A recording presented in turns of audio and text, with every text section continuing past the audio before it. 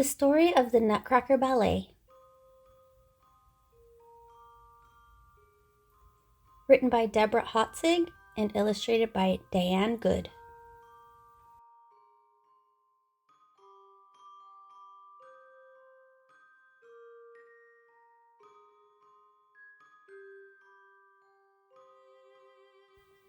It was Christmas Eve, and Marie and her brother Fritz could hardly wait for the party to start.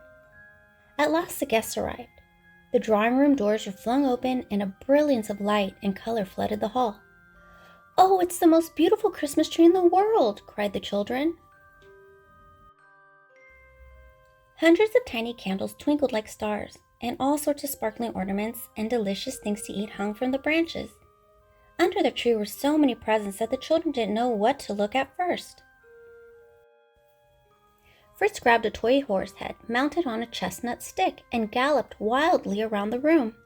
Marie showed everyone her lovely china doll. Godpapa Dalselmeyer brought out his special gifts. He opened a tremendous box, and out stepped a life-size toy soldier. Dalselmeyer wound it up, and everyone watched in awe as it marched around the room. Next, a toy harlequin and Columbine stepped out of their giant boxes. Dalselmeyer wound them up, and they danced together. The children clapped their hands in delight. Then Dalselmeyer got out from under the tree his gift for Marie and gave it to her. It was a wooden nutcracker shaped like a little man, with a white cotton beard and a cheerful smile from ear to ear. Though it was a small gift, it was the one Marie loved best of all. Fritz called the Nutcracker an ugly fellow and crammed the largest walnut into the poor Nutcracker's mouth. Crack, crack, 3 teeth fell out. "Stop it, Fritz, you're hurting him!" cried Marie as she snatched the Nutcracker from her brother and cradled him in her arms. "Keep your broken Nutcracker," snorted Fritz. "What's the good of a Nutcracker who can't do his job?" Dalselmeyer gave Marie his handkerchief, and he gently tied it around the Nutcracker's jaw. Marie vowed to protect the little wooden man forever. Late that night, after the party was over and everyone was in bed, Marie crept quietly downstairs to the drawing room. The grandfather clock struck midnight. Marie stared at the chiming clock when suddenly Godpapa Dalselmeyer appeared sitting at the top. "Godfather, what a fright you've given me!" cried Marie.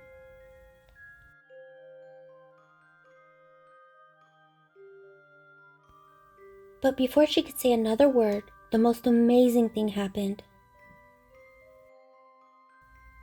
The tree began to grow bigger and bigger, and the windows and toys and everything in the room grew with it. Now Marie seemed no bigger than the toy, the size of a nutcracker. Just then, Marie was surrounded by an army of mice. Led by their king, they drew their swords and marched right up to the toy cupboard to challenge their enemy. Drumbeats, trumpets blared. It was the toys' call to arms. Soldiers, puppets, dolls, and even candy people rushed out. Then out of the cupboard leaped the Nutcracker, flourishing his sword and leading the toys to battle. Rank after rank of mice appeared. Marie watched in horror as the Nutcracker's small army was driven back. At last, 3 mice seized the Nutcracker's sword. "Now I have you," squeaked the King of Mice.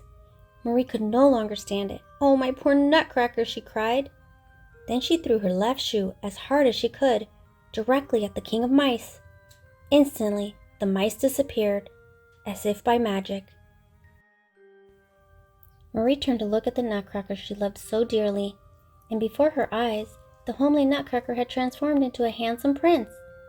"My dearest lady," he said, kneeling before Marie, "you have saved my life. Now let me take you to my kingdom, the land of sweets." Taking her by the hand, he led Marie out the window and into Christmas Wood. The snowflakes tasted like sugar. Exquisite little snow fairies danced all around them, beckoning them on.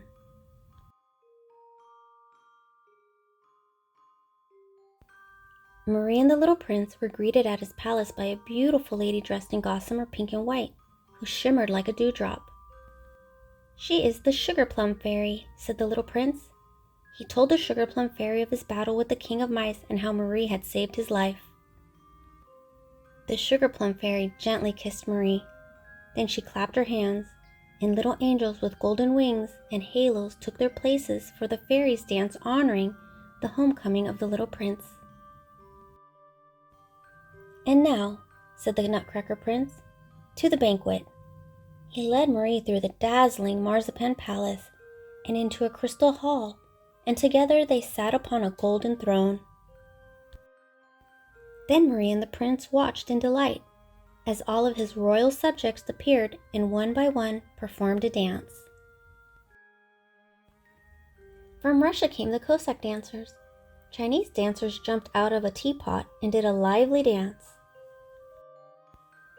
From France came Mother Ginger and her little puppets, called polichinelles. They scampered out from beneath her huge skirt and did a playful dance. Then all the flowers of the kingdom assembled for the Waltz of the Flowers, which was led by the Sugar Plum Fairy. Marie watched the splendor of the dances as though it were all part of a wonderful dream. "Everything and everyone here is so lovable and full of life," she said. "If only I could stay here forever."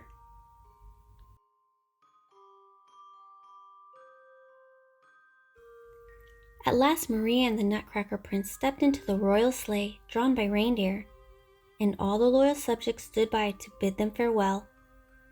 Marie and the prince waved as the sleigh rose slowly into the glittery sky.